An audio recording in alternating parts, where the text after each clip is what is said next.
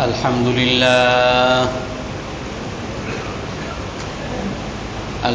لله نحمده ونستعينه ونستغفره ونؤمن به ونتوكل عليه ونعوذ بالله من شرور أنفسنا ومن سيئات أعمالنا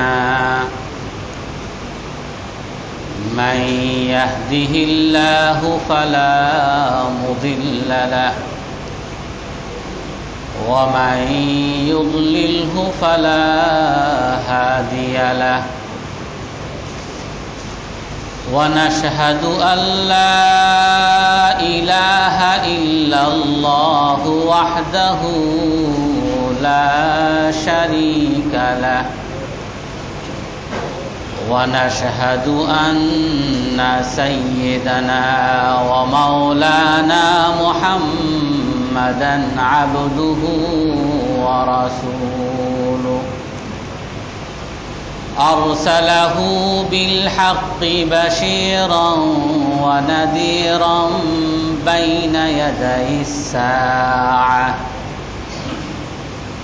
من يطع الله ورسوله فقد رشد واهتدى ومن يعصهما فقد ضل وغوى أما بعد فأعوذ بالله من الشيطان الرجيم بسم الله الرحمن الرحيم ومثل الذين ينفقون أموالهم في سبيل الله كمثل حبة أنبتت 7 سنابل في كل سنبلة 100 حبة والله يضاعف لمن يشاء والله واسع عليم الذين ينفقون أموالهم في سبيل الله ثم لا يتبعون ما أنفقوا منا ولا أذى لهم أجرهم عند ربهم ولا خوف عليهم ولا هم يحزنون قول معروف ومغفرة خير من صدقة يتبعها أذى والله غني حليم صدق الله العظيم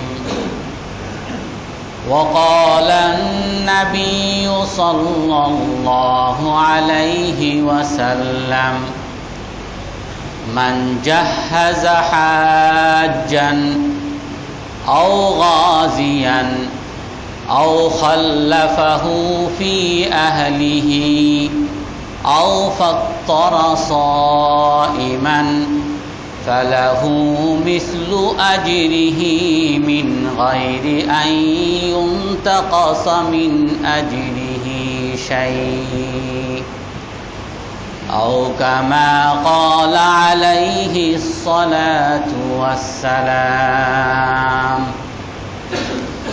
সম্মানিত মুসল্লিয়ানে কেরাম,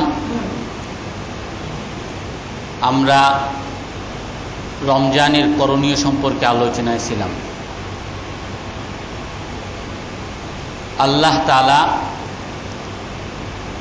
দুনিয়াতে মানুষকে একটা প্রকৃতি দিয়ে বানিয়েছে।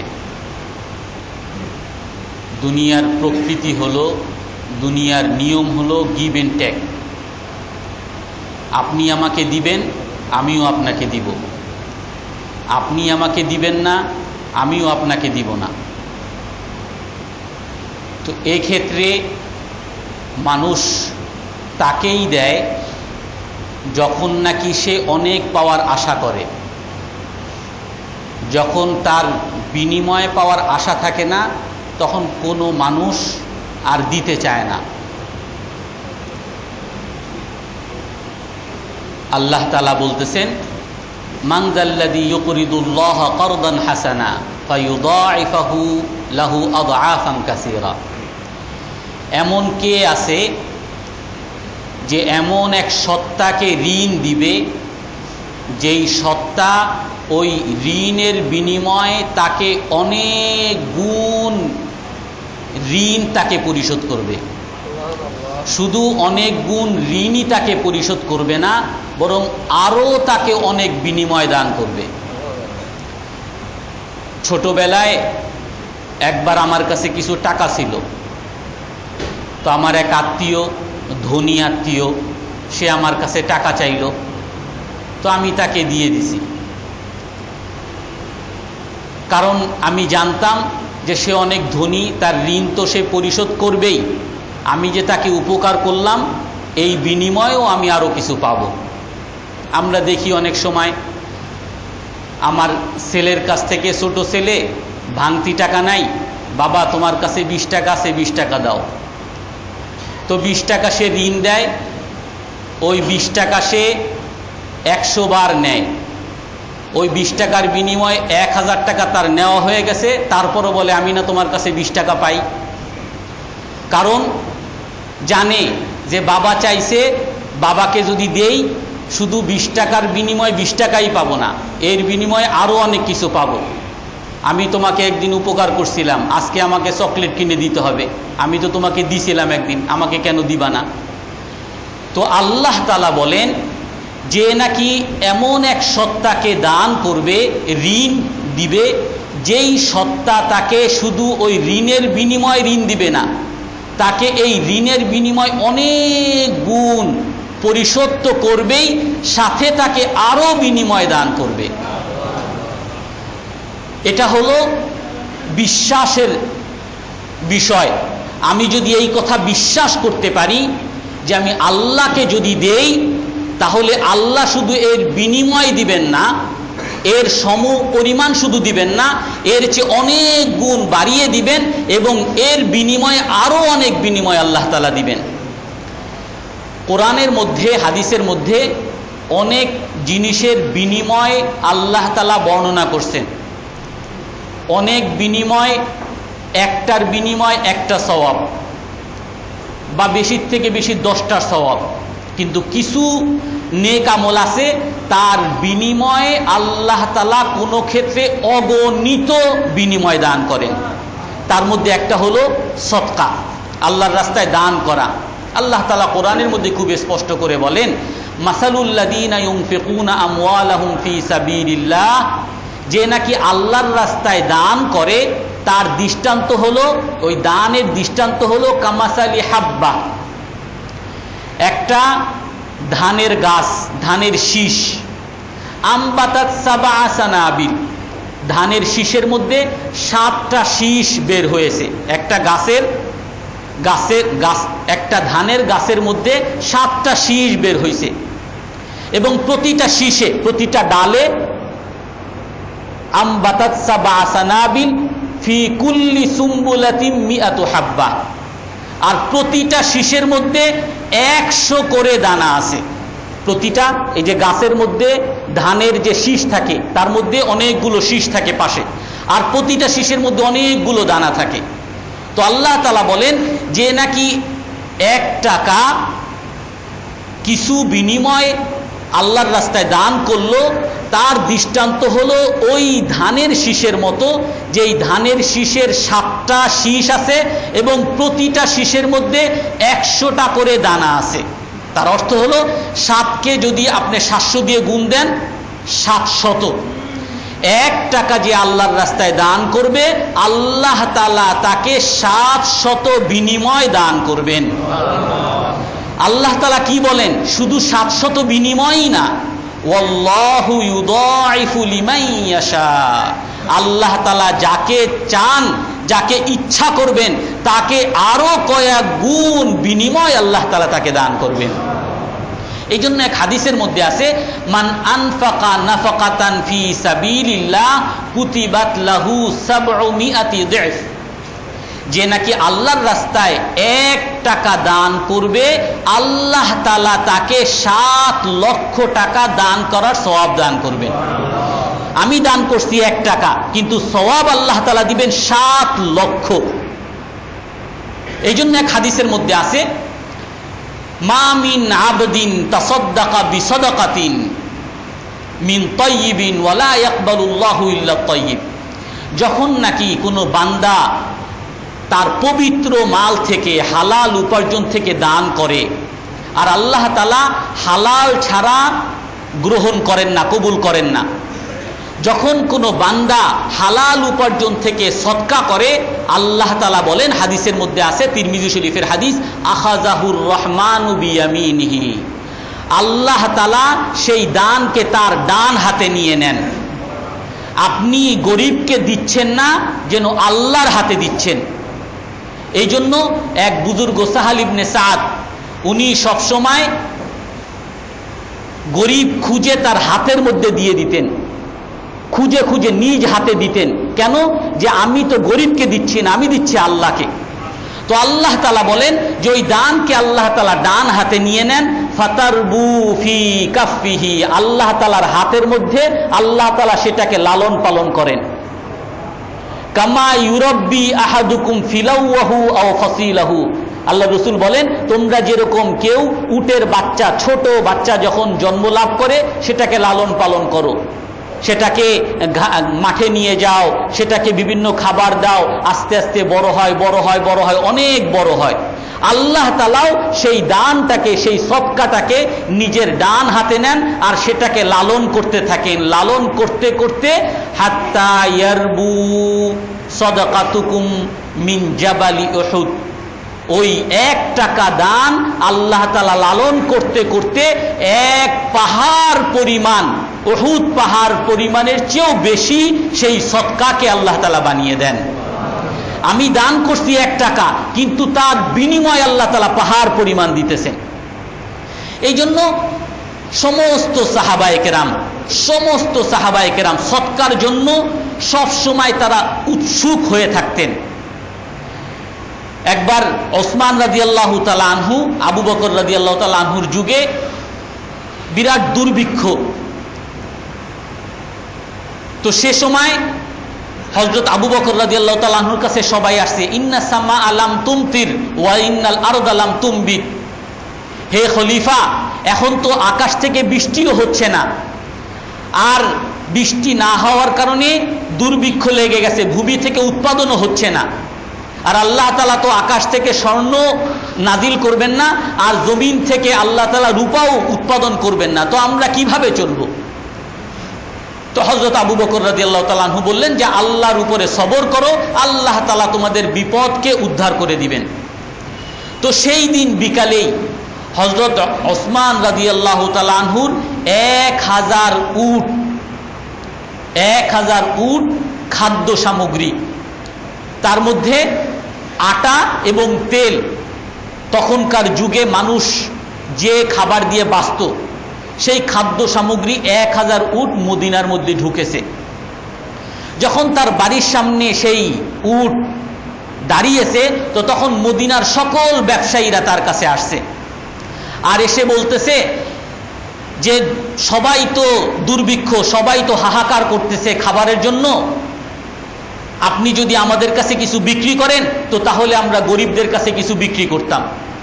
তো তখন ব্যবসায়ীদেরকে বলতেছেন হযরত ওসমান রাদিয়াল্লাহু আনহু যে দেখো, আমি এটা সিরিয়া থেকে আনছি, তো আমি তো লাভের জন্যই, ব্যবসার জন্যই আনছি, তো আমাকে তোমরা কত লাভ দিবা? ওনারা সব ব্যবসায়ী ছিলেন। বলতেছেন যে আমাকে তোমরা 10 টাকার বিনিময়ে কয় টাকা দিবা? তো ব্যবসায়ীরা বলল যে 10 টাকার বিনিময়ে আপনাকে 20 টাকা দিব, 10 টাকা লাভ দিব। উনি বললেন যে না, এর চেয়ে আমাকে আরো বেশি লাভ অন্যজন দিয়েছে। বলে তাহলে 10 টাকার বিনিময়ে 40 টাকা দিব, ডাবল। বলে এর চেয়ে বেশি লাভ অন্যজন দিয়েছে। 10 টাকার বিনিময়ে 60 টাকা দিব, 10 টাকার বিনিময়ে 100 টাকা দিব, 10 টাকার বিনিময়ে 50 টাকা দিব, 5 গুণ। উনি বলেন যে না, এর চেয়ে আমাকে আরো বেশি দিয়েছে। বলে আমরা তো সকল ব্যবসায়ী আপনার সামনে, এমন কোন ব্যবসায়ী আছে যে আপনাকে আমাদের চেয়ে বেশি লাভ দিতেছে? তো তখন উনি বলতেছেন, ইন্নাল্লাহা আতানি বিকুল্লি নাফাকাতিন আশারাতু আমসালিহা, আল্লাহ তাআলা আমাকে প্রতি 10 টাকার বিনিময়ে 100 টাকা আল্লাহ তাআলা আমাকে দান করবেন। আর এই জন্য আমি এই পুরো 1000 উট, বর্তমানে প্রায় 1000 কোটি টাকা, আপনি যদি এক একটা উট 5 লাখ টাকা আর তার মধ্যে খাদ্য সামগ্রী আরো 5 লাখ টাকা, 10 লাখ টাকা হিসাব করেন, 1000 কোটি টাকা। হযরত ওসমান রাদিয়াল্লাহু তাআলা আনহু বলতেছেন, এই 1000 উট খাদ্য সামগ্রী সহ সব আমি মদিনার গরিবদের মাঝে আল্লাহর রাস্তায় সদকা করে দিলাম। তো সাহাবায়ে কেরাম আল্লাহ তাআলা তাদেরকে, যাদেরকে দিয়েছেন সেরকম সদকা করেছেন, যাদেরকে দেন নাই তারাও সদকা করেছেন। হযরত যায়েনাব বিনতে জাহাশ রাদিয়াল্লাহু আনহা রাসূল সাল্লাল্লাহু আলাইহি সাল্লামের স্ত্রী। রাসূল সাল্লাল্লাহু আলাইহি সাল্লাম বলেছিলেন যে আমার পরে আমার সাথে সবার আগে মিলিত হবে আতওয়ালুকুম ইয়াদা, তোমাদের মধ্যে, আমার স্ত্রীদের মধ্যে যার হাত লম্বা। এখন হযরত আয়েশা রাদিয়াল্লাহু তাআলা আনহা বলেন, আমরা সবাই একে অপরের সাথে হাত মাপতেছিলাম, কার হাত বেশি লম্বা, কে তাড়াতাড়ি আল্লাহর রাসূলের সাথে মিলবে। এখন আমরা তো হাত মাপছি, কিন্তু কারো হাত তো এরকম লম্বা পাচ্ছিলাম না। তারপরে দেখলাম যে হযরত যায়েনাব রাদিয়াল্লাহু আনহা উনি সবার আগে মারা গেলেন। তো পরে আমরা বুঝলাম আল্লাহর রাসূল যে বলছেন যার হাত লম্বা, তার অর্থ হলো যার ডানের হাত যত লম্বা। হযরত যায়েনাব রাদিয়াল্লাহু তাআলা আনহা কি করতেন? ওনার নিজের তত সম্পদ ছিল না, উনি চামড়া প্রক্রিয়াজাত করতেন, আর চামড়া প্রক্রিয়াজাত করে বাজারে পাঠাইতেন, বাজারে বিক্রি করতেন। উনি সেলাই করতেন, সেটা বাজারে পাঠিয়ে বাজারে বিক্রি করতেন। নিজে কাজ করে বিক্রি করে ব্যবসা করে ওনার কাছে যে টাকা উপার্জন হইতো সমস্ত টাকা আল্লাহর রাস্তায় সদকা করে দিতেন। একবার হযরত ওমর রাদিয়াল্লাহু তাআলা আনহু ওনার কাছে হাদিয়া স্বরূপ, সমস্ত বিবিদের কাছেই পাঠাইছেন, ওনার কাছে হাদিয়া স্বরূপ 40,000 দিনার, অর্থাৎ প্রায় 10 কোটি টাকা ওনার কাছে পাঠাইছেন হাদিয়া হিসাবে। উনি সেই সমস্ত টাকাগুলোকে টুকরা টুকরা করে বিভিন্ন প্যাকেটে ঢুকিয়ে ঢুকিয়ে একজনের কাছে পাঠায়, অমুকের কাছে নিয়ে যাও, অমুকের কাছে নিয়ে যাও, অমুকের কাছে নিয়ে যাও। দিন শেষ হওয়ার আগেই তার সমস্ত টাকা আল্লাহর রাস্তায় উনি সদকা করে দিয়েছেন।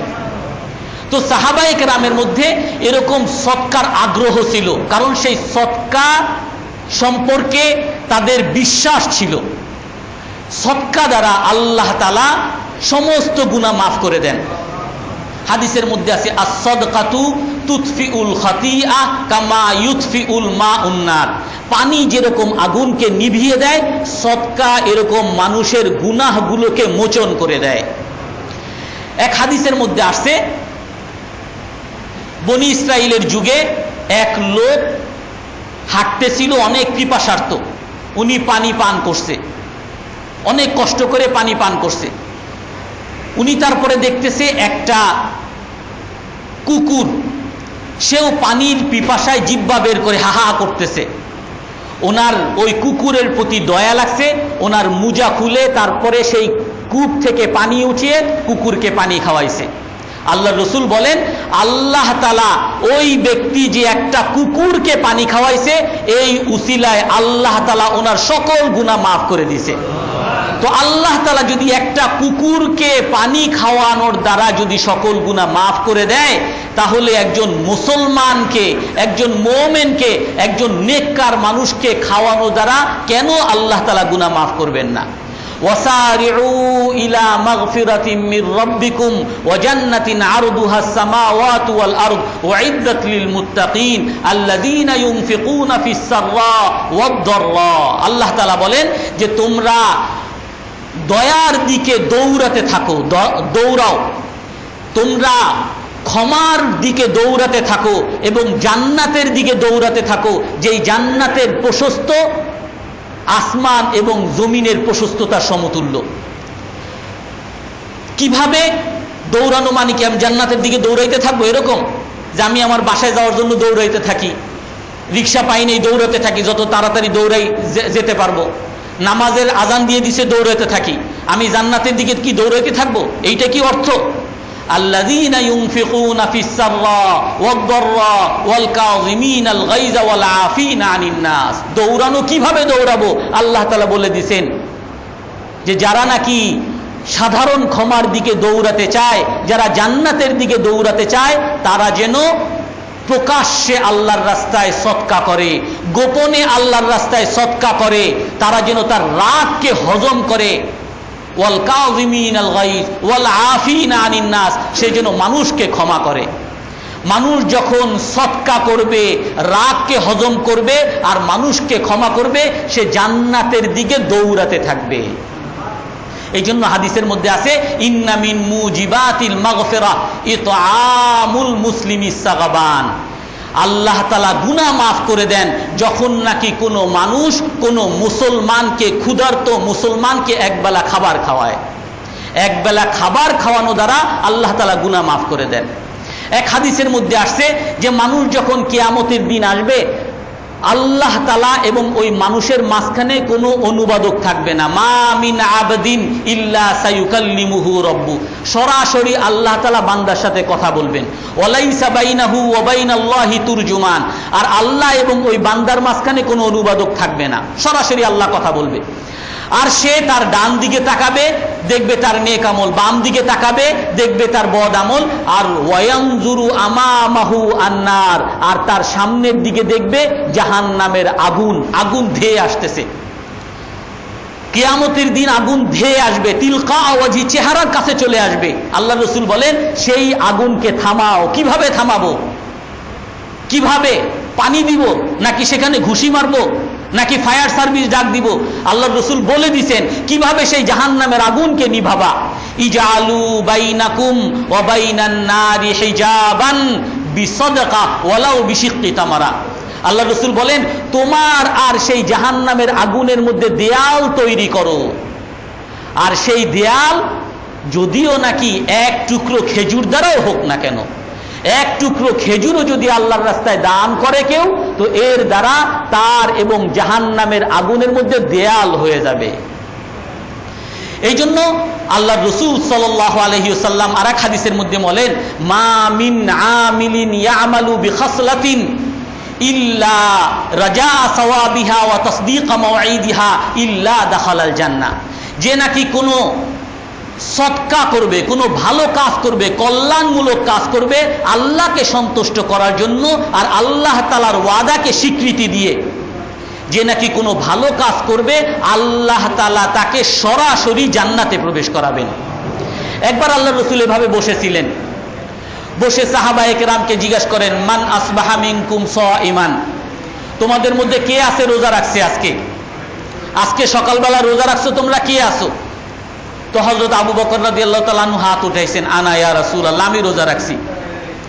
তো আবার জিজ্ঞাসা করতেছেন মান তাবিআ মিনকুমুল ইয়াউমা জানাজা, আজকে কে আছে যে জানাজায় শরীক হইছো? কেউ হাত উঠায় না। আবার আবু বকর রাদিয়াল্লাহু তাআলা আনহু হাত উঠাইছেন, আনা ইয়া রাসূলুল্লাহ, হে আল্লাহর রাসূল, আমি আজকে জানাজায় শরীক হইছি। আবার আল্লাহর রাসূল জিজ্ঞাসা করছেন মান তাসাদদাকা বিসাদকা, আজকে তোমাদের মধ্যে কে আছে যে সদকা করছো? কেউ হাত উঠায় না। আবু বকর রাদিয়াল্লাহু তাআলা আনহু আবার হাত উঠাইছেন, আনা ইয়া রাসূলুল্লাহ, আমি সদকা করছি। মান আতআমা মিনকুমুল ইয়াউমা মিসকিনান, আজ তোমাদের মধ্যে কে আছো যে নাকি এক মিসকিনকে খাওয়াইছো? কেউ হাত উঠায় না। আবার হযরত আবু বকর রাদিয়াল্লাহু তাআলা আনহু হাত উঠাইছেন, আনা ইয়া রাসূলুল্লাহ। তারপরে আল্লাহ রাসূল কি বলেন? মাজতামাআত ফি রাজুলিন ইল্লা দাখালাল জান্নাহ। এই সকল গুণগুলো যেই মানুষের মধ্যে একত্রিত হবে, যেই সকল কাজগুলো ভালো কাজগুলো করবে, আল্লাহ তাআলা তাকে সরাসরি জান্নাতে প্রবেশ করাবে। এই জন্য এক হাদিসের মধ্যে আল্লাহ রাসূল বলেন যে জান্নাতের মধ্যে অনেকগুলো দরজা থাকবে। কোন দরজা থেকে নামাজি, ওই দরজাটা শুধু বাবুস সালাহ, নামাজের দরজা, ওই দরজা থেকে শুধু নামাজি ব্যক্তিদেরকে ডাকা হবে, হে নামাজওয়ালা ইয়া আহলাস সালাহ উদখুলু, হে নামাজি ব্যক্তিরা আসো আমার গেট থেকে প্রবেশ করো। আর একটা গেট থাকবে রাইয়ান, রোজাদারদের দরজা, সেই রাইয়ান দরজা ডাকতে থাকবে ইয়া আহলাস সিয়াম, হে রোজাদারওয়ালারা তোমরা আসো জান্নাতে প্রবেশ করো। আর একটা দরজা থাকবে সদকার দরজা, ওই দরজা থেকে ডাকতে থাকবে ইয়া আহলাস সাদকা উদখুলু, হে সদকাওয়ালারা আমার দরজা দিয়ে ঢুকো। এভাবে আল্লাহ রাসূল অনেকগুলো দরজার কথা বলছেন। তারপরে হযরত আবু বকর রাদিয়াল্লাহু তাআলা আনহু জিজ্ঞাসা করেন, হে আল্লাহর রাসূল, এমন কি কেউ আছে যাকে দুইয়া মিন তিলকাল আবওয়াবি কুল্লাহা, যাকে এই সকল দরজা থেকে ডাকবে, নামাজের দরজাও তাকে ডাকবে, রোজার দরজাও তাকে ডাকবে, সৎকার দরজাও তাকে ডাকবে, মানুষকে উপকার করার দরজাও তাকে ডাকবে, ক্ষমা করার দরজাও তাকে ডাকবে, রাগ হজম করার দরজাও তাকে ডাকবে, এমন কি কেউ আছে? তো আল্লাহর রাসূল বলেন, আরজু আন তাকুনা মিনহুম, হে আবু বকর আমি আশা করি তুমি সেই ব্যক্তি হবা যাকে সমস্ত জান্নাতের দরজা তার ঘর থেকে, তার দরজা থেকে প্রবেশ করার জন্য আহ্বান করতে থাকবে। এই জন্য আর এক হাদিসের মধ্যে আছে, মানুষ যখন নাকি মারা যায় কবরে তাকে রাখা হয়, ইয়াসমাউ খাফাকানা আলাইহি, ওই কবরওয়ালা সে তার মানুষের জুতার আওয়াজ শুনতে থাকে। কবরে তাকে রাখা হয়েছে, মানুষ সবাই যাচ্ছে, তার জুতার আওয়াজ শুনতে থাকে। এই অবস্থায় তার কাছে আযাবের ফেরেশতা আসে, ওই কবরওয়ালা, কবরবাসীর কাছে আযাবের ফেরেশতা, সহিহ হাদিস, কবরওয়ালার কাছে আযাবের ফেরেশতা আসে। আযাবের ফেরেশতা আসার পরে মাথার কাছ থেকে আযাব আসতে চায়, তো মাথার কাছে নামাজ বসে থাকে, আর তার ডান পাশে রোজা বসে থাকে, তার বাম পাশে যাকাত বসে থাকে, আর তার পায়ের কাছে সদকা, মানুষের উপকার করা, ভালো কাজ করা, এগুলো, এই সমস্ত ভালো কাজগুলো পায়ের কাছে বসে থাকে। এখন ওই যে আযাবের ফেরেশতা যখন মায়ের মাথার কাছ থেকে আসে, তখন ওই নামাজ বলতে থাকে, লাইসা মিন্নি মাদখালুন লাকা, আমার এখান থেকে তুমি ঢুকতে পারবা না। এই বান্দা আমাকে দুনিয়াতে অনেক যত্ন সহকারে নামাজ পড়ছে, অতএব আমি নামাজ, তুমি আযাবের ফেরেশতাকে আমার এই স্থান থেকে তার কাছে যেতে দিব না, লাইসা লি মাদখালুন লাকা। তারপরে ওই আযাবের ফেরেশতা যখন মাথার থেকে যেতে পারবে না, ডান দিক থেকে আসবে। রোজা তখন তাকে বলবে, লাইসা লি মাদখালুন লাকা, আমার এখান থেকেও তুমি ঢুকতে পারবে না। তারপর আবার বাম দিক থেকে আসবে, বাম দিকে যাকাত বলবে, লাইসা লি মাদখালুন লাকা, আমার এখান থেকে তুমি ঢুকতে পারবে না। তারপরে সে পায়ের কাছে যাবে, তখন সদকা এবং ভালো কাজ, মানুষকে খাওয়ানো, ওই সদকা বলতে থাকবে, লাইসা লি মাদখালুন লাকা, আমার এখান থেকে তুমি ঢুকতে পারবে না, যাও, তুমি কোনোভাবেই এই কবরওয়ালার কাছে আসতে পারবে না, তুমি যেখান থেকে আসছিলা সেখানে ফিরে যাও। এই জন্য হাদিসের মধ্যে আছে, ইন্নাস সাদকাতা ইয়াদফাউ আনিল মাইয়িতিল বালা ওয়া হাররা কুবুরিহি, সদকা মৃত ব্যক্তি থেকে তার আযাবকে দূর করে দেয়, আর মৃত ব্যক্তি থেকে ওই কবরের গরম তীব্রতাকে, তাপকে আল্লাহ তাআলা দমন করে দেয়। কবর একটা জাহান্নামের টুকরা হবে, সব জায়গায় তাপ, বিশাল তাপ, আগুনের তাপ এবং অনেক সংকীর্ণ, কিন্তু ওই সদকা এসে, হাদিসের মধ্যে আছে, ইয়াদফাউ আনহু হাররা কুবুরিহি, ওই কবরের তাপকে ওই সদকা এসে হটিয়ে দিবে, দূর করে দিবে। এই জন্য সদকা অনেক বড় সওয়াব। সবচেয়ে বড় সওয়াব হলো যে সদকা এমন একটা নেক আমল, এই সদকা যেই ভালো কাজে লাগবে সেই সমপরিমাণ সওয়াব আল্লাহ তাআলা তার আমলনামায় দিয়ে দিবেন। এক হাদিসের মধ্যে বলছেন, মান জাহাজা হাজ্জান, যে নাকি কোনো হাজী সাহেবকে, কোনো লোককে হজে পাঠাইতেছে, ওই লোক হজ করে যত সওয়াব পাবে আল্লাহ তাআলা ওই টাকা দ্বারা, সাহায্য করা দ্বারা ওই হাজী সাহেবকে, সাহায্যকারী ব্যক্তিকে আল্লাহ তাআলা ওই হজের সমপরিমাণ সব আল্লাহ তাআলা তাকে দিয়ে দিবেন। ওমান জাহাজা গাজিয়ান, যে নাকি কোনো মুজাহিদকে, আল্লাহর রাস্তায় জিহাদ করনেওয়ালাকে সহযোগিতা করবে, আল্লাহ তাআলা ওই ব্যক্তি আল্লাহর রাস্তায় জিহাদ করে যত সওয়াব পাবে ওই সহযোগিতাকারীকে, সদকাকারীকে আল্লাহ তাআলা সেই পরিমাণ সওয়াব আল্লাহ তাআলা দান করবেন। ওয়াখাল্লাফাহু ফি আহলিহি, যে নাকি কোনো মুজাহিদ আল্লাহর রাস্তায় গেছে, তার ঘরের খোঁজ খবর রাখছে, তার বাড়ির ছেলে মেয়েদের খোঁজ খবর রাখছে, ওই ব্যক্তি আল্লাহর রাস্তায় গিয়ে যত সওয়াব পাবে ওই সদকাকারীকে, উপকারকারীকে আল্লাহ তাআলা এর চেয়ে বেশি সওয়াব আল্লাহ তাআলা তাকে দান করবেন। ওমান ফাত্তারা সাইমান, যে নাকি কোনো রোজাদারকে ইফতার করাবে, ওই হাদিসের মধ্যে আছে বাইহাকি শরীফের হাদিস, যে কোনো রোজাদারকে ইফতার করাবে আল্লাহ তাআলা ওই ইফতার করানেওয়ালা ব্যক্তিকে রোজাদারের সমতুল্য সওয়াব আল্লাহ তাআলা তার আমলনামায় দিয়ে দিবে, মিন গায়রি আইয়ুন তাকাসা মিন আজরিহি শাই। এবং এই ভালো কাজ করনেওয়ালাদের আমলের মধ্যে কোনো সওয়াবের মধ্যে কোনো ত্রুটিও হবে না। এই জন্য সওয়াব হলো সেরা আমলের মধ্যে একটা। হযরত ওমর রাদিয়াল্লাহু তাআলা আনহু বলেন, ইন্নাল আমালা তাতাবাহা, সমস্ত আমল গর্ব করে আমি সেরা, আমি সেরা। আর ইন্না সাদকাতা তাতাবাহা ওয়া তাকুলু আনা আফদালুকুম, আর সদকা মানুষের সাথে, ওই অন্যান্য আমলের সাথে গর্ব করে বলে যে না, আমি সেরা আমল তোমাদের চেয়ে, তোমাদের সকলের চেয়ে সেরা আমল হলাম আমি। এই জন্য হাদিসের মধ্যে আছে খায়রুন নাস আনফাউহুম লিন্নাস, সেরা মানুষ হলো, হাদিসের ভাষা এরকম, সেরা মানুষ হলো ওই ব্যক্তি যে মানুষকে যত বেশি উপকার করে। যে যত বেশি উপকার করবে সে তত বেশি সেরা মানুষ। এই জন্য আল্লাহর রাস্তায় সদকা যখন মানুষ করবে তো তখন as-সাদকাতু বুরহানুন, হাদিসের মধ্যে আছে সদকা হলো দলিল, প্রমাণ। আমি আল্লাহকে বিশ্বাস করি নাকি করি না, এটা হলো সদকা, হলো এর প্রমাণ। যখন আমি সদকা করতেছি তার মানে হলো আমি বিশ্বাস করছি আমার হাতে যে 5,000 টাকা আছে এটা আমি আল্লাহর রাস্তায় দান করছি, এর পরিবর্তে আল্লাহ তাআলা এর 10 গুণ আমাকে দুনিয়াতেও দিবেন, আখিরাতেও দিবেন, এর চেয়ে আরো অনেক সওয়াব আল্লাহ তাআলা আমাকে দিবেন। এই কথার বিশ্বাস আমার আছে বলেই আমি আল্লাহর রাস্তায় দান করছি। এই কথার বিশ্বাস যদি আমার না থাকতো, আমি সদকা করতে পারি নাই, তার মানে হলো আমার অন্তরের মধ্যে ত্রুটি আছে, আমি আল্লাহকে বিশ্বাস করতে পারি নাই, আমি হাতের মধ্যে ধরে রাখছি।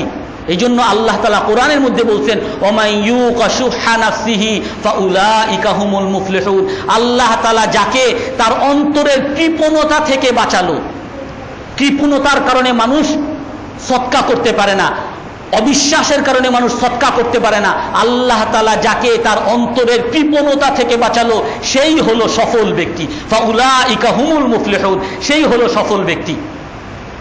এই জন্য অন্য এক আয়াতের মধ্যে আছে খুয মিন আমওয়ালিহিম সাদাকাতান তুতাহহিরুহুম ওয়া তুযাক্কিহিম বিহা ওয়া সাল্লি আলাইহিম, হে আল্লাহর রাসূল আপনি যাকাত গ্রহণ করেন, সদকা গ্রহণ করেন সাহাবাদের কাছ থেকে, কারণ এই সদকা এবং যাকাত তাদেরকে পবিত্র করবে, মানুষের অন্তরকে পবিত্র করবে।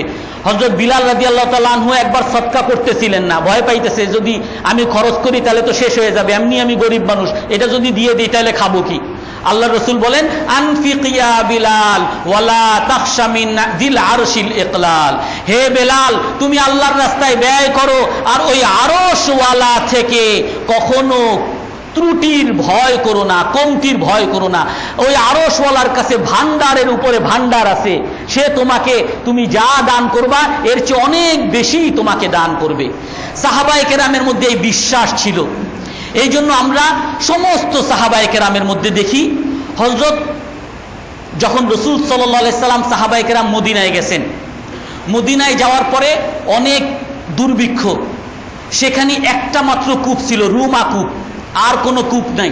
সেই কূপটা হলো একটা ইহুদির কূপ। আর ইহুদি যখনই তার কাছে কেউ পানি নিতে আসতো সেই পানিকে সে 1 দিনারের বিনিময়ে বিক্রি করত। একটু পানি নেবেন, 1 বালতি পানি 1 দিনার। তারপর আবার কিছুদিন পরে দাম বাড়িয়ে দিছে। এখন যারা গরিব সাহাবী তাদের কাছে টাকাও নাই, পানিও আনতে পারে না, পানির অভাবে তাদের জীবন যায় বিপন্ন অবস্থা। রসুলের কাছে এসে বলছেন, রসুল তখন ঘোষণা দিছেন, মান হাফারা বিইরা রুমা ফালাহুল জান্নাহ, যে এই রুমা কূপকে আমার জন্য কিনে দিতে পারবে তার জন্য আমি জান্নাতের ওয়াদা করলাম। হযরত ওসমান রাদিয়াল্লাহু তাআলা আনহু ওই ইহুদির কাছে গিয়ে বললেন, আমি তোমার এই রুমা কূপ কিনতে চাই। বলেন, আমি বিক্রি করব না। তুমি কত টাকা চাও? তুমি কত চাও? 10,000 দিনার, 20,000 দিনার। সর্বশেষে বলল 35,000 দিনার দিলে আমি এটা বিক্রি করতে পারি। তার মানে হলো প্রায় 10 কোটি টাকা।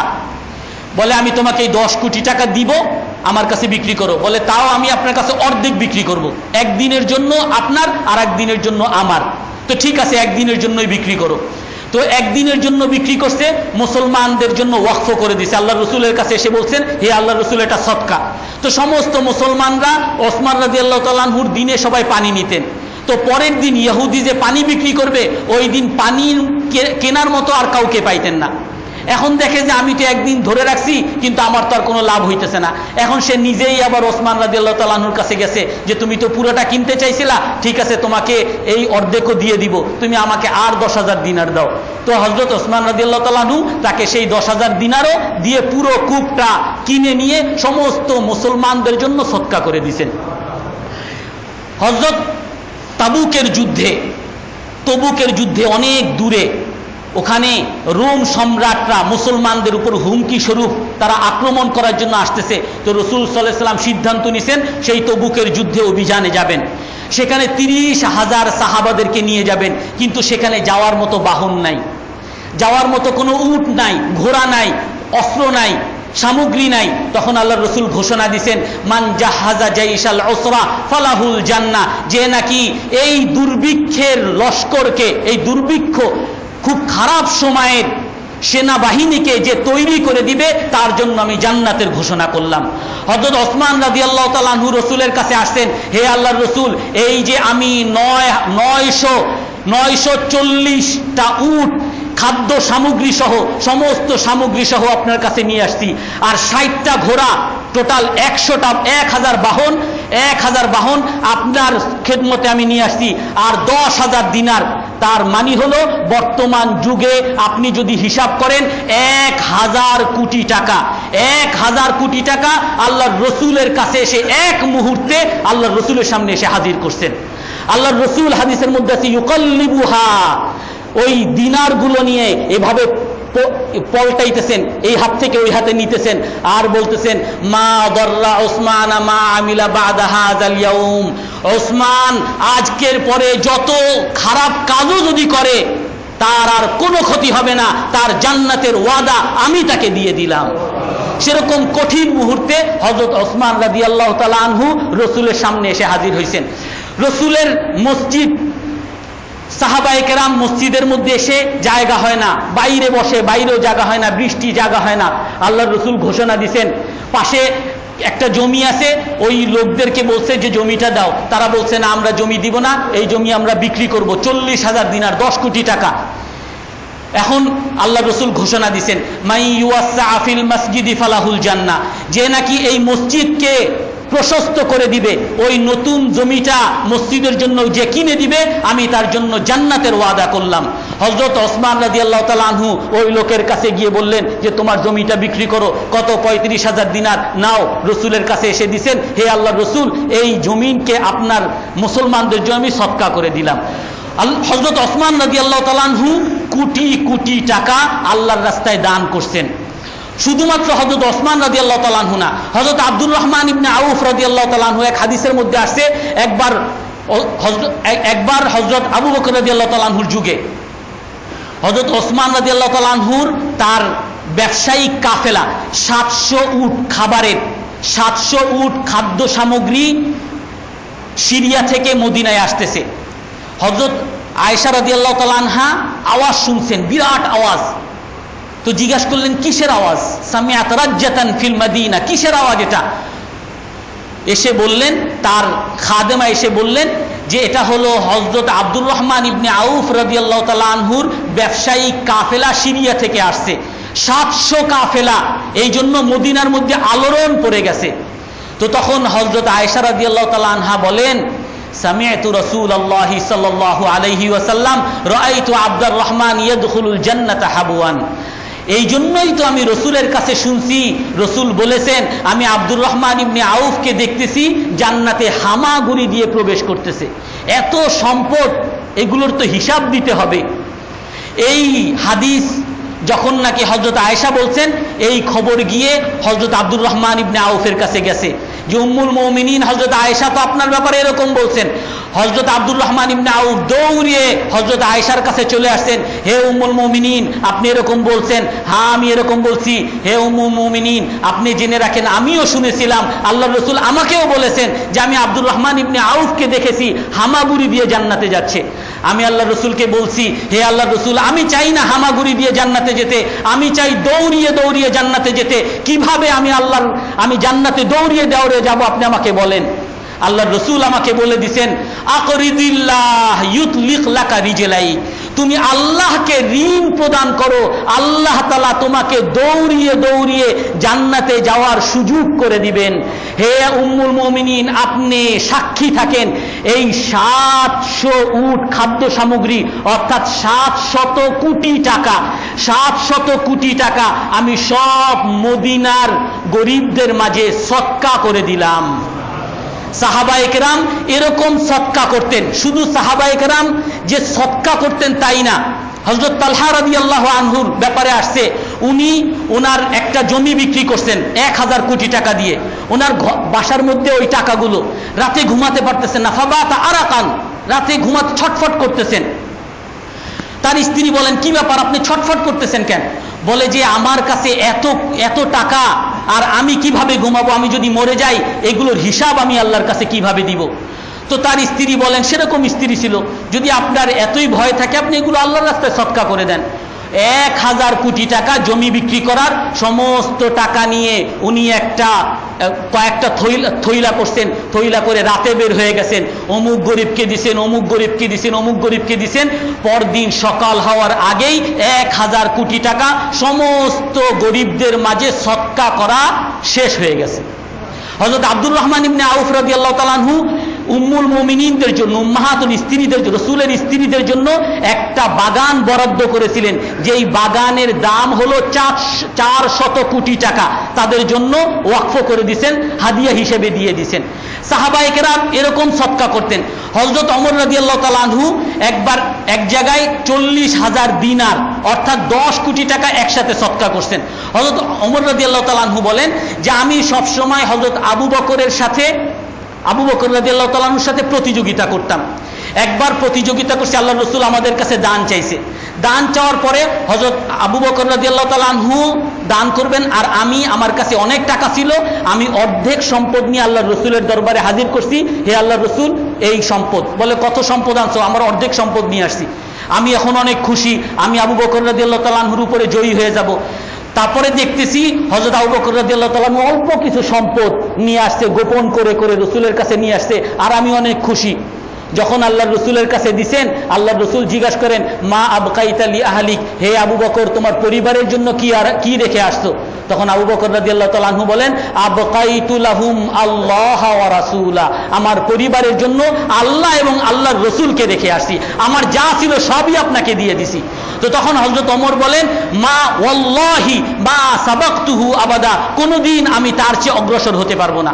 হযরত ওমর রাদিয়াল্লাহু তাআলা আবু বকর রাদিয়াল্লাহু তাআলা আনহুর যুগে হযরত তালহা রাদিয়াল্লাহু তাআলা আনহু বলেন, একবার আমি দেখতেছি হযরত ওমর রাদিয়াল্লাহু তাআলা আনহু রাতের অন্ধকারে বের হইছেন, আমি তার পিছনে পিছনে গেছি, কোথায় যায়? তো দেখতেছি এক ঘরের মধ্যে ঢুকছে। আমার সন্দেহ লাগছে সে আমিরুল মুমিনিন হয়ে ঘরের মধ্যে কেন ঢুকলো। আমি দেখলাম তার পিছু নিছি, ওই ঘর থেকে বের হয়ে আবার আর এক ঘরে গেছে, আবার আর এক ঘরে গেছে, এরকম 4-5 ঘরে সে গেছে। আমার সন্দেহ লাগছে। পরের দিন যখন সকাল হয়েছে আমি ওই ঘরগুলোতে গেলাম।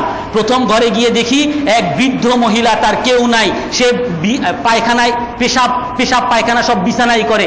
আমি বললাম, এক লোক রাতে আসছিল, কি করছে তোমার? বলে যে সে তো প্রতিদিনই আসে, এসে আমার এই পায়খানা প্রস্রাব সব ধুয়ে দেয়, আমার সব পরিষ্কার করে দেয়, আমার খাবার রান্না করে আমাকে খাওয়ায়। পরের ঘরে আবার গেছে আর এক বৃদ্ধ পুরুষ, কি ব্যাপার এক লোক তোমার কাছে রাত্রে আসছিল, কি করছে? বলে আমি তো বৃদ্ধ, আমি কিছুই করতে পারি না, আমার পেশাব পায়খানা সব এই বিছানাই হয়, সে এসে আমার বিছানাপত্র সব ধুয়ে দেয় এবং আমার জন্য খাবার রান্না বান্না সব তৈরি করে দেয়, আমার জামা কাপড় সব আমাকে পরিয়ে দিয়ে তারপর সেরকম যায়। এরকম 5 ঘরে গেছে, 5 ঘরে একই কথা। তলহা রাদিয়াল্লাহু তাআলা আনহু নিজের বুকে আফসোস করে বলে, হায় তলহা, আসারাতি ওমর তাত্তাবিউ, তুমি ওমরের দোষ তালাশ করতেছো। সেই ওমর রাদিয়াল্লাহু তাআলা আনহু বলেন কি, আবু বকরের খেলাফতের যুগে আমি এক গরিব, এক মদিনার পাশের, মদিনার উপকণ্ঠে এক গরিবকে আমি মাঝে মধ্যে তার ঘরের কাজ করে দিতাম। তো আমি তার বাড়িতে যখন কাজ করতে গেছি, দেখি যে আমার আগেই এসে কে যেন করে গেছে। আমি তার বিছানা পরিষ্কার করব, দেখি তার আগেই বলে, তোমার আগেই তো একজন করে গেছে। আমি এরকম 2-3 দিন গেছি, আমার আগেই করে গেছে।